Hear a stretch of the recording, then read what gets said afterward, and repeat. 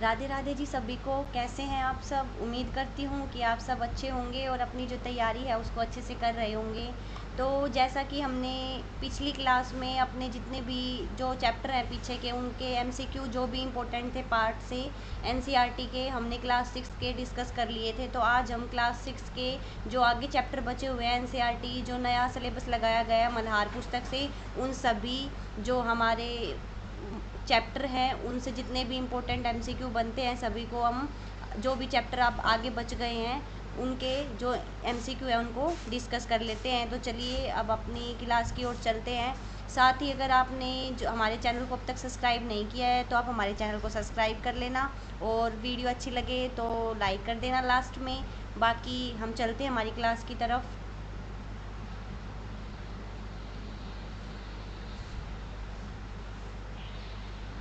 तो आज हम पढ़ने वाले हैं पाठ 5 से जो हमारे आगे के क्वेश्चन बच गए हैं।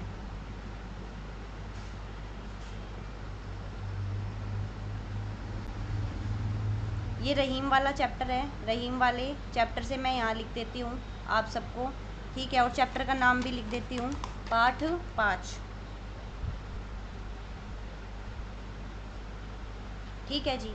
तो पहला प्रश्न है कि जिह्वा शब्द से आप क्या समझते हैं। तो आपको इस पाठ के आधार पर बताना है, रहीम के दोहे पाठ के आधार पर बताना है कि जिह्वा शब्द का क्या अर्थ है। जीभ, सिर, मुंह या कपोल। तो बताइए जिह्वा शब्द का क्या अर्थ है। तो भाई सबको पता है जिह्वा का अर्थ है जीभ। आगे चलते हैं।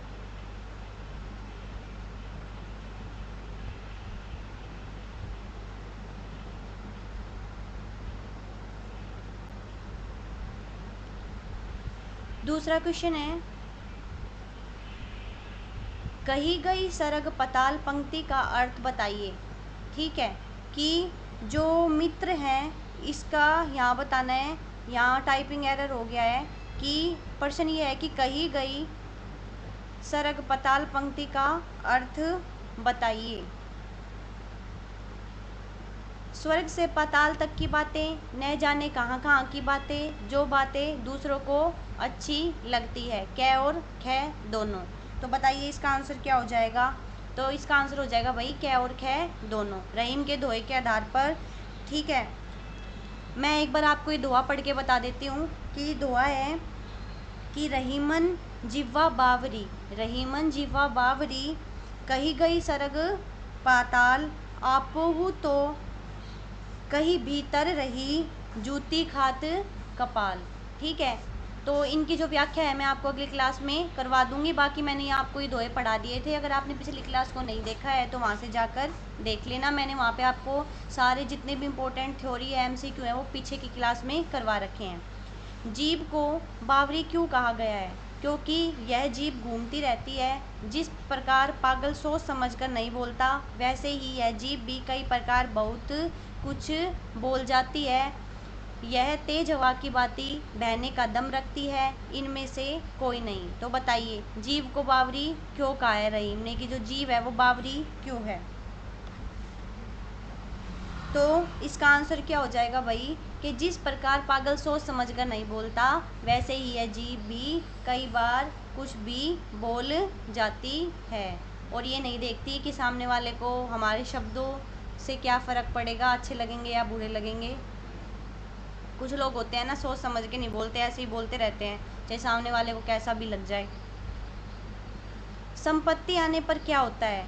संबंधी घर पर आने लगते हैं, धनी लोग अधिक लोग जान पहचान करते हैं, लोग रिश्ते नाते बनाने के अनेक ढंग निकाल लेते हैं, लोग ईर्ष्या करते हैं। बताइए भाई संपत्ति आने पर क्या होता है। वैसे बातें तो सारी सही है, संबंधी घर पर आने लगते हैं, ठीक है, जो पहले नहीं जानते होंगे ना वो भी हाँ भाई पैसे वाला बंदा है तो फिर वो घर पे आने लगते हैं।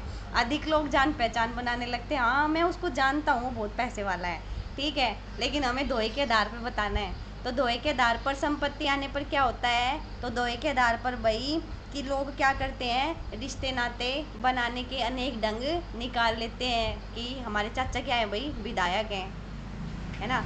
आगे चलते हैं। रिश्ते नाते कब तक साथ देते हैं?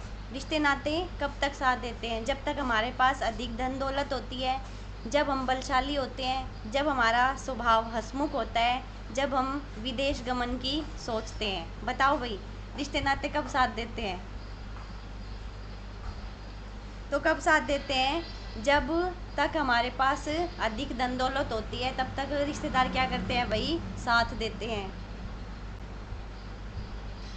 जीभ किसके भीतर रहती है? मुंह के, दिमाग के, पाताल के या फिर स्वर्ग के? तो जीभ किसके भीतर रहती है? मुंह के। आगे चलते हैं।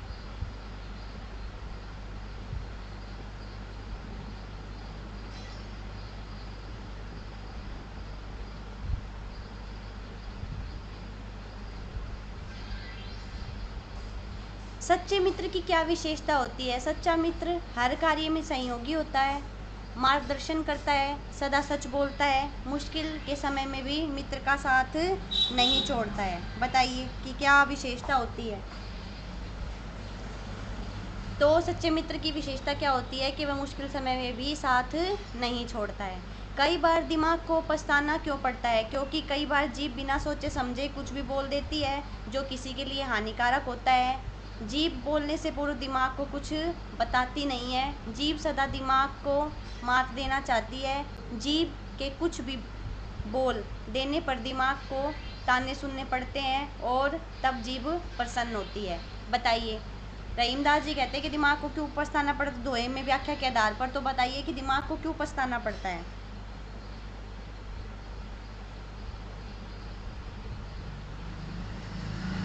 क्यों पछताना पड़ता है भाई?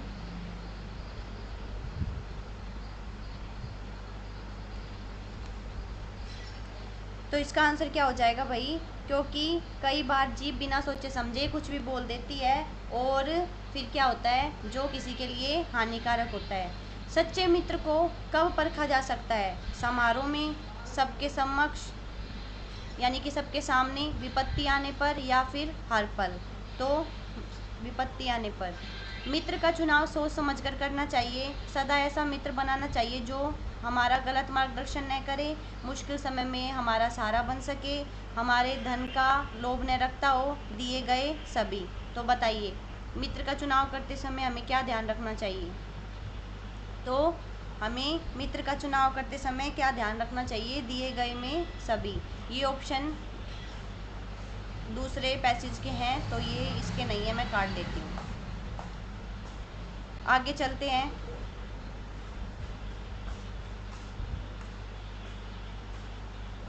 संपत्ति आने पर क्या होता है? संबंधी घर पर आने लगते हैं। ये दोबारा रिपीट हो गए हैं क्वेश्चन, हम आगे चलते हैं। ये टाइपिंग मिस्टेक हो गई है।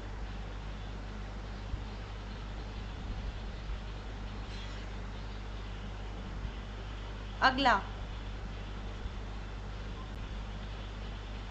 अब हम आ गए हैं अगले पाठ पर, पाठ 6।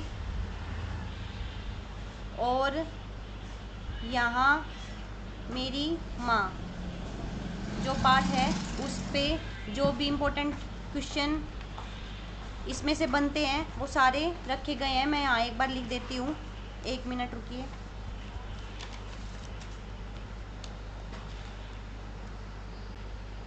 पहला प्रश्न, लेखक को किसका ऋण उतारने का अवसर नहीं मिला? सही विकल्प चुनिए। जन समाज का, परिवार का, अपनी माँ का या फिर देश का?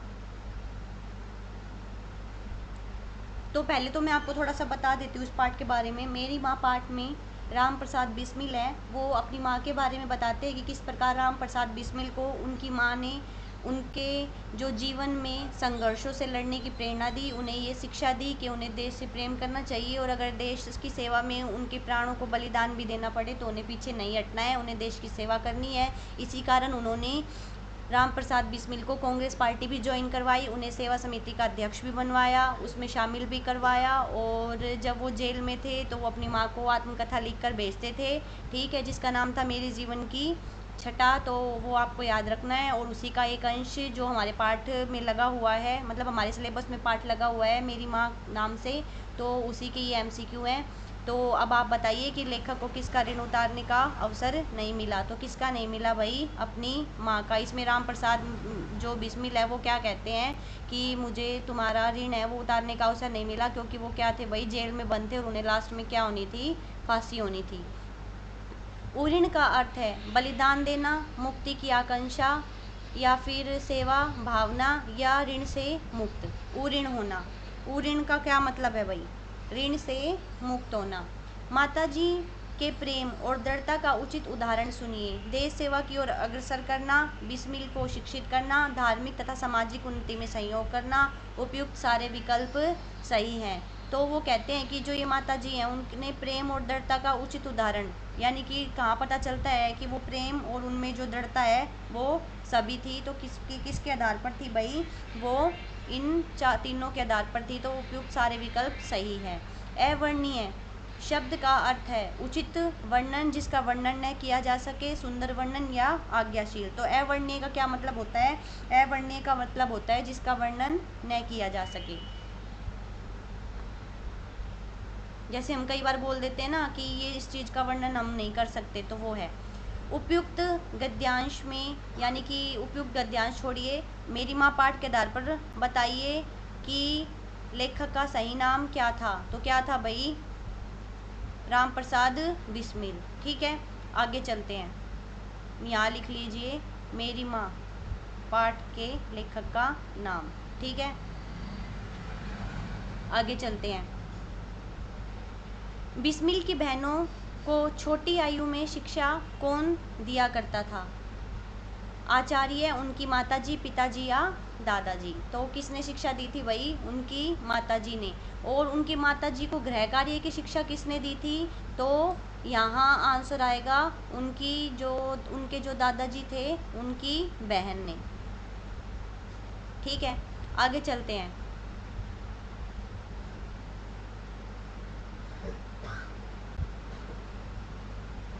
माताजी ने गृह कार्य की शिक्षा किससे प्राप्त की थी, दादी से, परिवार से, सहेलियों से, या फिर दादी जी की छोटी बहन से। तो बताइए किससे शिक्षा प्राप्त की थी।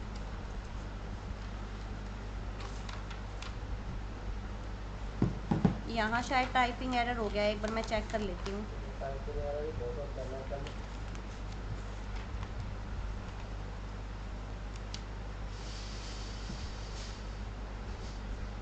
तो इसका आंसर आएगा भाई छोटी बहन से, दादाजी की छोटी बहन से। दादी जी ने अपनी छोटी बहन को कहाँ बुलाया था, शाहजहाँपुर, लखनऊ, या फिर दिल्ली, या फिर गांव में। तो कहाँ बुलाया था भाई, तो इसका आंसर हो जाएगा शाहजहाँपुर में।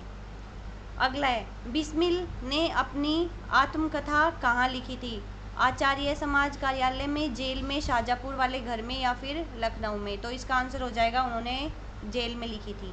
राम प्रसाद बिस्मिल ने कौन सा लोकप्रिय तराना लिखा था। तो उन्होंने जो लोकप्रिय तराना लिखा था वो कौन सा था, जय हो, वंदे मातरम, सरफरोशी की तमन्ना, या फिर ये है ए मेरे वतन के लोगों। तो ये जो तराना था वो कौन सा था भाई, सरफरोशी की तमन्ना अब हमारे दिल में है। अगला प्रश्न है, धर्म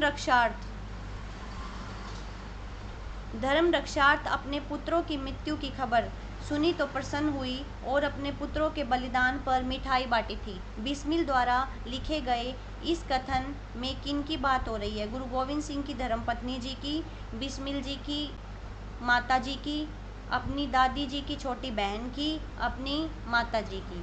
तो इसका आंसर क्या होगा भाई, मैंने पाठ पढ़ाया था ना जब बताया था कि ये कथन मोस्ट इम्पोर्टेंट है। तो ये बात कही थी भाई किसके बारे में, गुरु गोविंद सिंह जी की धर्मपत्नी के बारे में, कि उन्होंने अपने पुत्रों के बलिदान हो जाने पर भी क्या बांटे थे भाई, मिठाई बांटी थी। मुझे विश्वास है कि तुम यह समझकर धैर्य धारण करोगी, बिस्मिल जी ने अपनी माता जी से ऐसा क्यों कहा, क्योंकि उनका पुत्र कायरता का जीवन नहीं जीना चाहता था, भारत माता की सेवा करते हुए अपने प्राण न्यौछावर कर देना चाहता था। माताओं की माता माँ भारती के लिए पुत्र द्वारा सर्वस्व न्यौछावर कर देने पर बिस्मिल की माँ को गर्व होगा। उपयुक्त सारे कथन सही है। बताइए सातवें का क्या आंसर होगा। तो इस सातवें का आंसर होगा उपयुक्त सारे कथन सही हैं और आपको इन एक एक कथन को ध्यान से पढ़ना है। इनमें से सिर्फ एक कथन देके भी पूछ सकता है कि ये कथन किसने कहा है। तो इस प्रश्न को याद करने के दो तरीके हैं।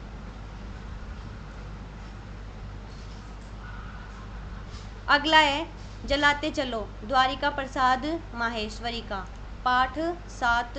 यहाँ हमने ऊपर पाठ 6 और पाठ 5 और पाठ 6 के जितने भी इम्पोर्टेंट MCQ थे वो सारे कंप्लीट कर लिए हैं। वहाँ से कोई भी फैक्ट हमारा नहीं बचता है। अब हम आते हैं पाठ 7 पर, और पाठ 7 में जितने भी इम्पोर्टेंट MCQ बनते हैं वो हम कर लेते हैं। मुझे इसके लिए दूसरी PDF डाउनलोड करनी पड़ेगी, 1 मिनट। पाठ 7 जलाते चलो द्वारिका प्रसाद माहेश्वरी।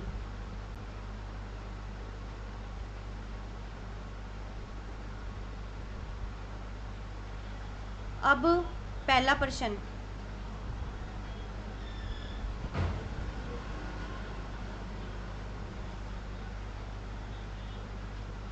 कवि क्या जलाने की बात कर रहे हैं? बिजली, बल्ब, स्नेह के दिए, मिट्टी के दिए। बताइए कि कवि क्या जलाने की बात कर रहे हैं।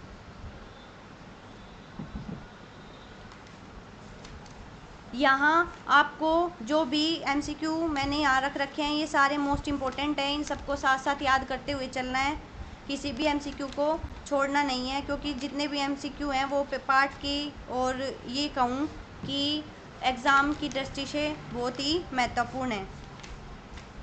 तो बताइए इसका आंसर क्या होगा।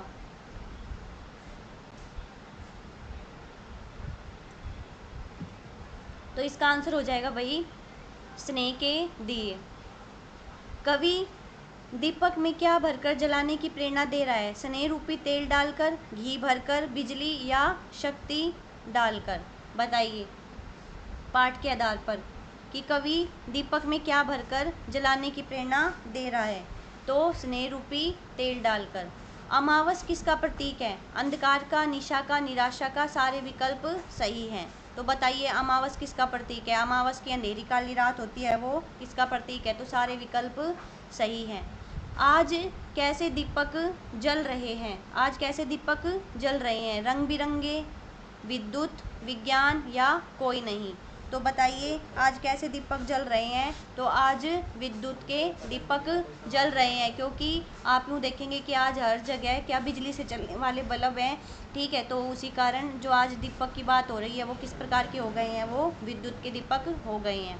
बिना स्नेह विद्युत दिए क्यों बुझाने हैं?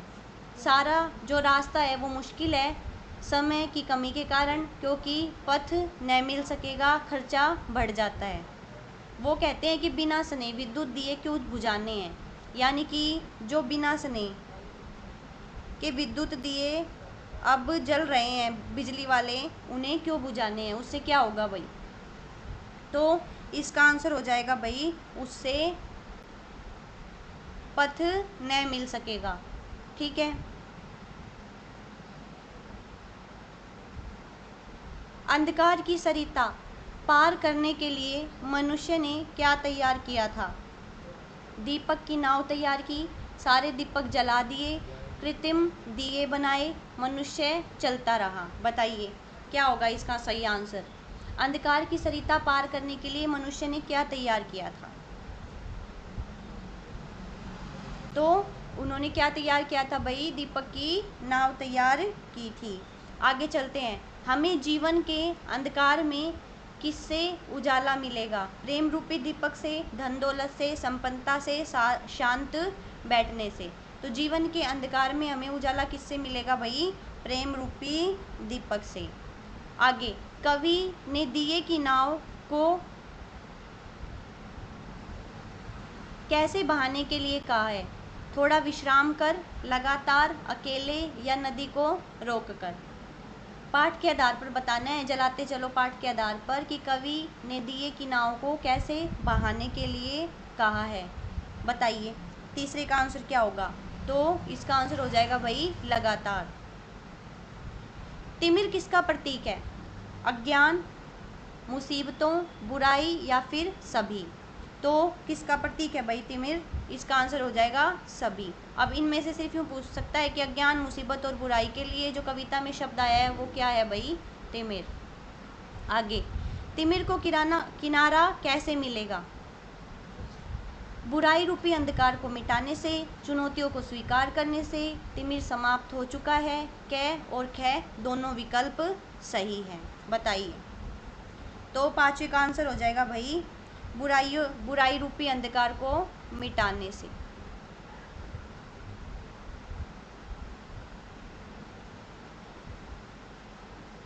आगे चलते हैं। समय किसका साक्षी है? जलते दीपक पवन ने बुझाए हैं, मनुष्य के अनवरत प्रयासों का, हार न मानने की इच्छा शक्ति का, या फिर उपयुक्त सभी।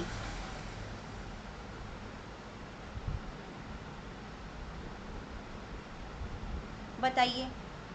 समय किसका साक्षी है?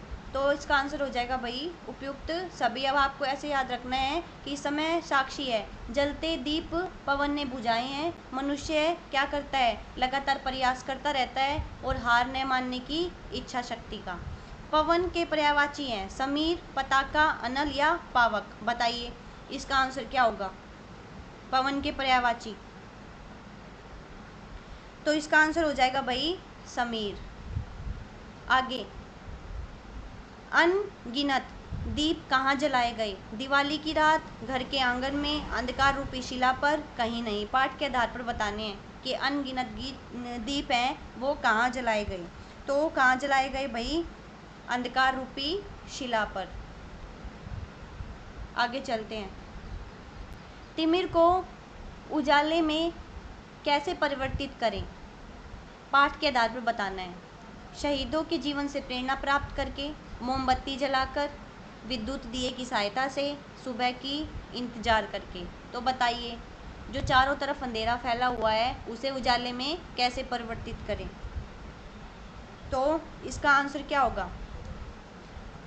तो इसका आंसर होगा कि जो चारों तरफ अंधकार फैला हुआ है तो उसको कैसे परिवर्तित करोगे? शहीदों के जीवन से प्रेरणा प्राप्त करके कि किस प्रकार उन्होंने हमारे देश के लिए बलिदान दिया। अनगिनत शब्द का अर्थ जिसे गिना न जा सके, विशेष दिए का नाम है जिसकी गिनती न हो, या फिर संख्या। बताइए क्या होगा इसका आंसर पांचवे का? तो जिसकी गिनती न हो।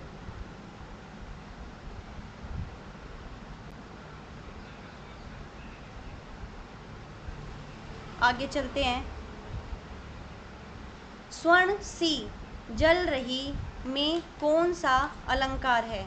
रूपक, पुनरुक्ति, उपमा या उत्प्रेक्षा। बताइए कौन सा अलंकार है? स्वर्ण सी। तो इसमें क्या है भाई? उपमा अलंकार है। उपमा अलंकार के लिए आपको हमेशा एक बात ध्यान रखनी है कि जिसमें सा, सी, से ऐसे शब्द देखने को मिले ना, उधर उपमा अलंकार होने की ज़्यादा संभावना होती है। कि जैसे चंद्रमा, चंद्रमुखी सा मुख, ठीक है, ऐसे हिरण सी आँखें, हिरनी सी आँखें, है ना, नागिन से बाल। तो ये क्या है भाई? उपमा अलंकार। निशा के पर्याय हैं रात और रजनी, यामा और निशामती, निशाचर और क्षण, विदु और शशि। बताइए निशा के पर्याय क्या हैं? तो रात और रजनी। आगे चलते हैं। निशा को सवेरा कब मिलेगा? जल्द से जल्द, जब तक धरती पर एक भी दिया जल रहा है, जब तक एक भी मनुष्य विघ्न बाधाओं से जूझ रहा है। बताइए निशा को सवेरा कब मिलेगा? तो तीसरे का उत्तर हो जाएगा भाई निशा को सवेरा कब मिलेगा? जब तक धरती पर एक भी दिया जल रहा है, ठीक है, और जब तक एक भी मनुष्य विघ्न बाधाओं से जूझ रहा है। तो क्या है भाई? इसका ख और ग उत्तर हो जाएगा। आगे, जली जो प्रथम बार लो दीपक की रहेगी, पंक्ति को सही विकल्प चुनकर पूर्ण कीजिए। स्वर्ण जल रही और जलती रहेगी, स्वर्ण सी रही और जली, सोने के समान जलकर रहेगी, स्वर्ण सी जल रही और जलती रहेगी। जली जो प्रथम बार लो दीपक की, डैश डैश डैश रहेगी। और दी गई पंक्तियों में सही विकल्प चुनकर पूर्ण करना है हमें। तो फोर्थ का उत्तर हो जाएगा भाई स्वर्ण सी जल रही और जलती रहेगी। तो यहाँ हमारे पाठ 7 के जो MCQ हैं वो क्या होते हैं भाई, पूरे होते हैं। आज की क्लास में बस इतना ही। सभी को बहुत बहुत थैंक यू, धन्यवाद। बाकी अगर क्लास अच्छी लगी हो तो आप हमारे चैनल को सब्सक्राइब करना और लाइक करना। बाकी मिलते हैं अगली क्लास में। जितने भी MCQ पार्ट के बच गए हैं वो हम अगली क्लास में डिस्कस कर लेंगे, वरना ये जो क्लास है बहुत लंबी हो जाएगी। तो सभी को धन्यवाद और राधे राधे।